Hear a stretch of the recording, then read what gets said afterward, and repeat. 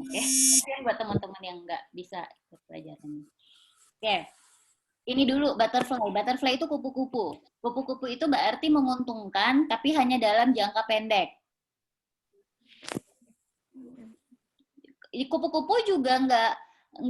Coba deh kalian lihat kupu-kupu. Emang kupu-kupu pernah berdiam di satu tempat dalam jangka waktu yang lama? Enggak, Bu. Enggak kan? Nah, sama. Berarti kalau misalnya ada teman, saya nggak tahu nih contoh perusahaan yang dalam jangka pendek menguntungkan, tapi bukan jangka panjang tuh contohnya seperti apa ya? Kira-kira ada yang tahu nggak? Jangka Kalau jangka panjang nih saya kasih tahu, ini true friend. Temenan banget. Mau kapanpun, dimanapun, dalam keadaan bagaimanapun, saya akan tetap memilih produk itu. Saya akan tetap mau, saya sehaus apapun, sejauh apapun, saya akan tetap beli boba di toko itu, misalnya gitu. Itu hubungannya sudah jangka panjang sekali. Oh, pelanggan. Mm-mm. Itu hubungannya sudah jangka panjang. Kalau stranger, ini yang merah ini stranger. Stranger itu orang asing. Orang asing itu ibaratnya anak SD atau kalian pergi pariwisata, kita jalan-jalan yuk. Yuk, jalan-jalan kemana Bu? Kita jalan-jalan ke Pantai Kuta yuk, Pantai Kuta Lombok. Oh oke.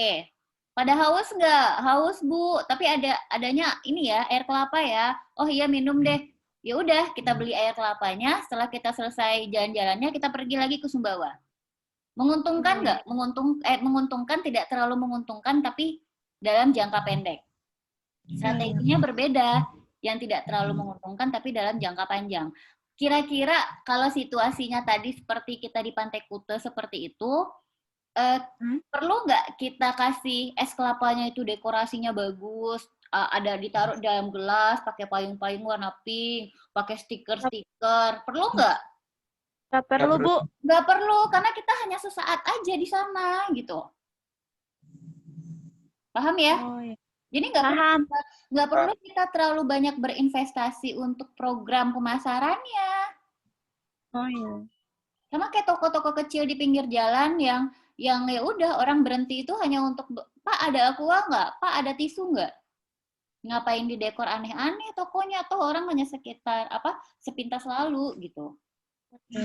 Nah kalau yang bernekels ini contohnya dalam jangka panjang tuh masih berteman, masih menjaga hubungan baik, tapi tidak terlalu menguntungkan. Situasinya gini, dulu waktu pertama kali saya di UTS itu, gajinya ditransfer itu pakai BRI. Jadi saya ada hubungan dengan BRI. Tapi 2 tahun, 3 tahun ke belakang, gaji saya di UTS itu diganti dengan menggunakan BSI, Bank Syariah Indonesia. Jadi di BRI itu ada nominal saldo mungkin sekitar 75.000 ya, saya nggak tahu ada berapa nominal saldonya. Tapi sudah tidak pernah saya gunakan. Artinya kalau ditanya, saya punya rekening BRI nggak? Punya, tapi nggak pernah dipakai. Oh, ya. Apakah saya menguntungkan untuk BRI? Tidak. Tidak terlalu menguntungkan. Tapi apakah saya punya hubungan jangka panjang dengan BRI? Punya. Iya, Bu. Iya, selagi saya tidak menghapus rekening saya itu kan masih aktif kan rekeningnya. Iya. Nah, Ya. itu contohnya, tapi tidak terlalu menguntungkan gitu. Paham ya? Ya, Bu. Paham. Dalam pemasaran itu ada banyak sekali perubahan yang terjadi. Sekarang itu kalau kita mau melacak pelanggan, mau mempelajari tentang pelanggan, itu nggak perlu jauh-jauh. Sekarang teknologi itu berkembang banyak, berkembang pesat. Kita bisa melalui Instagram Ads, bisa melalui TikTok. Saya nggak main TikTok, saya taunya Instagram aja ya.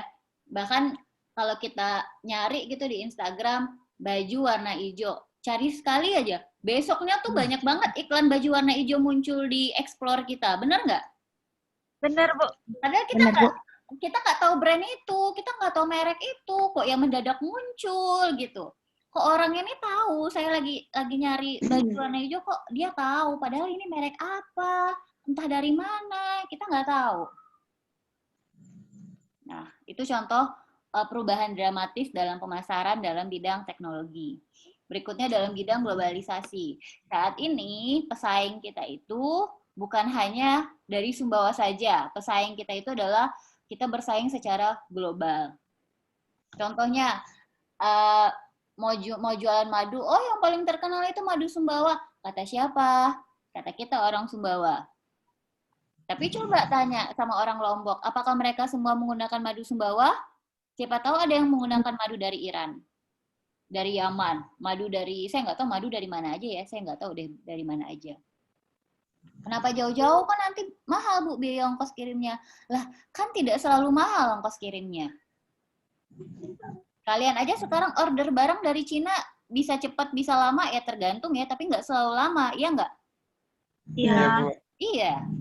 Artinya kalau sekarang saya jualan baju, kompetisi saya itu bukan hanya orang yang jualan baju di Sumbawa, bukan orang yang jualan baju di Indonesia, tapi sejagat raya itu adalah kompetisi saya. Kita sekarang saingannya tuh udah saingan internasional gitu. Jadi adalah perubahan dramatis dalam pemasaran dalam bidang globalisasi. Berikutnya, sekarang kalau dulu tuh ya, perusahaan itu fokusnya produk mereka aja. Mereka nggak peduli sampah mereka gimana, mereka nggak peduli tanggung jawab sosial, etika mereka jualan, mereka tidak terlalu peduli. Tapi sekarang, perusahaan itu diharapkan ada tanggung jawab yang lebih besar atas dampak sosial dan lingkungan dari tindakan mereka. Contohnya Aqua.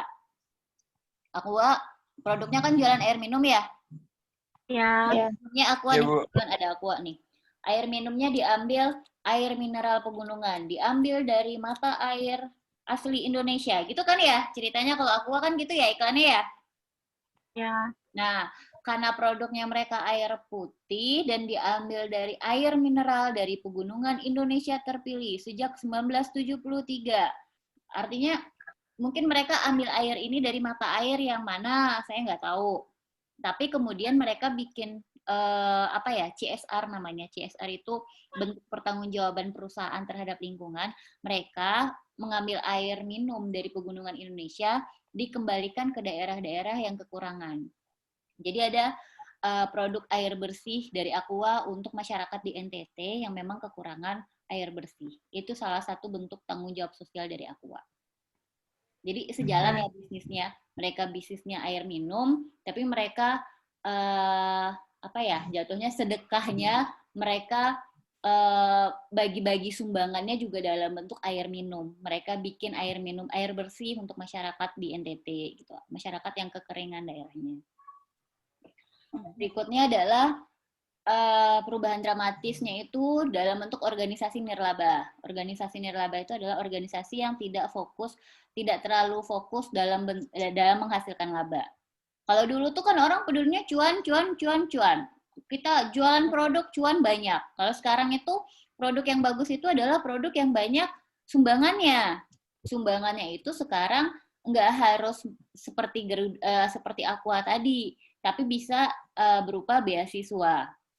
Sekarang ini banyak perusahaan telah menjadi bagian utama dari strategi berbagai organisasi nirlaba. Jadi banyak sekarang perusahaan yang besar, perusahaan yang banyak duitnya itu bekerja sama dengan organisasi sosial atau organisasi yang inti produknya itu bukan duit, bukan jualan produk gitu. Kayak kampus.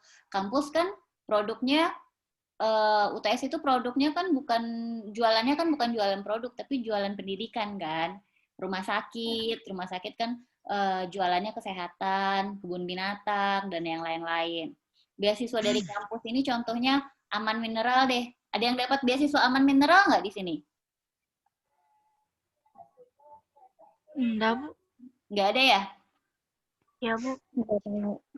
Oke. Jadi harusnya tuh, saya nggak tahu ya di mana ya, saya nggak tahu ada yang dapat apa enggak, cuman harusnya itu ada semester berapa dari prodi mana itu dapat beasiswa Aman Mineral. Jadi Aman bekerja sama dengan UTS produknya adalah pendidikan, tapi beasiswanya ditanggung oleh Aman Mineral. Oke, sekian introduction-nya, sekian pengenalannya tentang manajemen pemasaran. Ada pertanyaan nggak?